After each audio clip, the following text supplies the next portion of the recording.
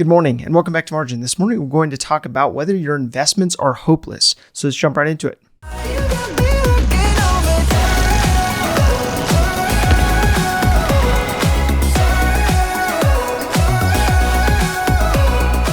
So oftentimes when people think about their own personal finances, they are thinking about the here and now. They're thinking about right now, what may be due and when, or maybe how much they owe and to whom. So you may also be thinking about your current bank account, how much you have in that account, what it looks like, what your home is worth, or maybe what your portfolio is valued at. But how often do you think about your actual future though? What's beyond the here and now? And I believe that for many of us, we catastrophize the future by thinking about what could possibly happen. And I'm just as guilty as anyone of this thought process creeping in over time. So we think about what could derail our financial progress, how we may not be saving enough to keep up with inflation or the current inflation that we are seeing, or that we simply started too late to be able to retire with anything substantial. Now, many people feel as though they will never be able to retire fully, or if they do get to that retirement age, they will have to drastically change their lifestyle in order for them to be able to live off the retirement savings that they have. Now, if you've been invested in the stock market over the past year or so, you and I have gone through quite the roller coaster.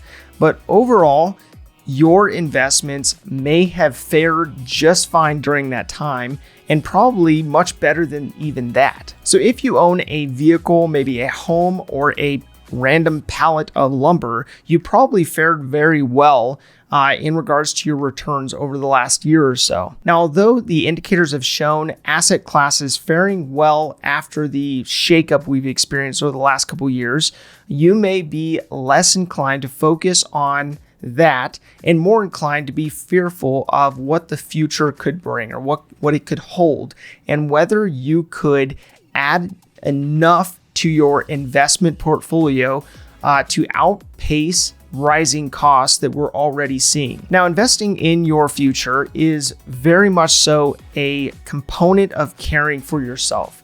And it is also an aspect of your legacy of those that you love, for those that you love, those that you leave behind at some point. So just ignoring it and hoping the issue goes away is a poor replacement for an actual plan. Now, there are so many different ways to go about caring for yourself. Oftentimes, people immediately think about going on a vacation to the spa or heading to the gym to work out. But just as you would care for yourself in these specific aspects, you also need to make a plan to save for your retirement and actually have that be a part of your rhythm. Now, according to an MSNBC article referencing Fidelity Investments, there was an easy indicator of how much you should have saved in retirement at each stage of life that I thought would be helpful to share here. Now, Fidelity recommends having the equivalent of your salary saved by the age of 30. 4 times your salary saved by the age of 40, and 6 times your salary saved by the age of 50. And it continues to basically say that you should have 8 times your salary saved by the age of 60. While I think this is probably a bit too simplistic of a model to lean into and to follow for your investment needs, it still is at least an identifier that helps you to identify where you are currently at. Then from that point, you can make the decision to either do your research and build an investment plan, or maybe just hire a investment professional like a financial advisor to do this plan for you. So many of us have been in a situation where we have met with a financial advisor. So whether this was a referral from a family member or a friend or some type of life event that prompted you to go ahead and Google and find a investment professional to meet with, this may also be your first real introduction to building a financial plan for your future.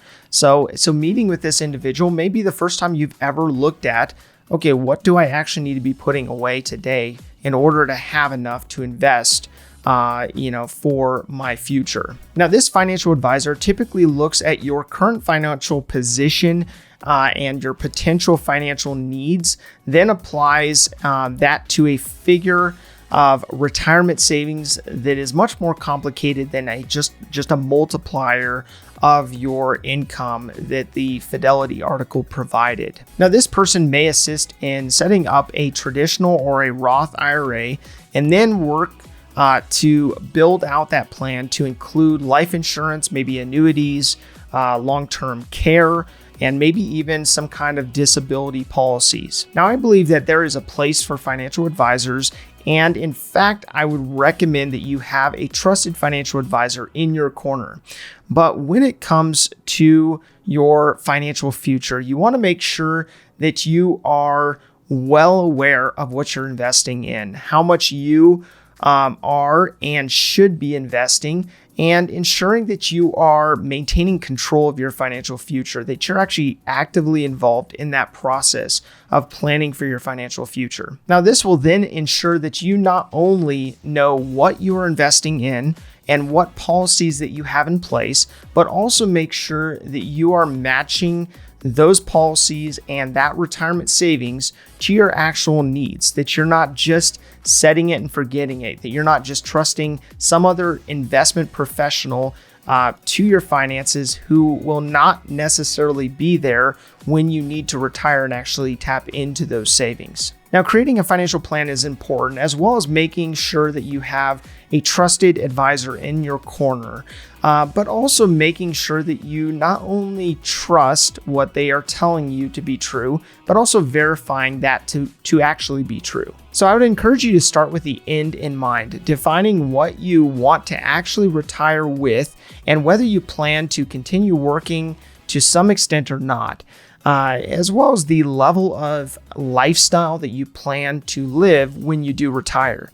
Now, the amount that you are able to invest now and the future value of that money is based on all of these variables. And that's why you want to make sure that you are setting out a plan that is comprehensive for your actual needs. Now, there are a lot of calculators online to help you figure out how much you should be putting away each paycheck, but the important part is to actually start. Now, you may be intimidated by this whole process, but remember that each year that goes by is removing an opportunity for you to invest in your future. Now, my call to action today is to figure out what your number is.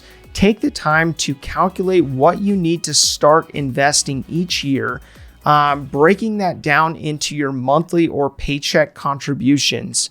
And going through this process, this will at least get you started. It will get you started, and that is oftentimes half the battle of removing that hopelessness that you may be feeling around the topic of your retirement. Now, if this information is helpful to you, please do like, subscribe, and hit the notification bell so you're reminded to come back on a daily basis and improve in managing your personal finances. Thank you for your time. Enjoy your day, and we'll see you back here tomorrow.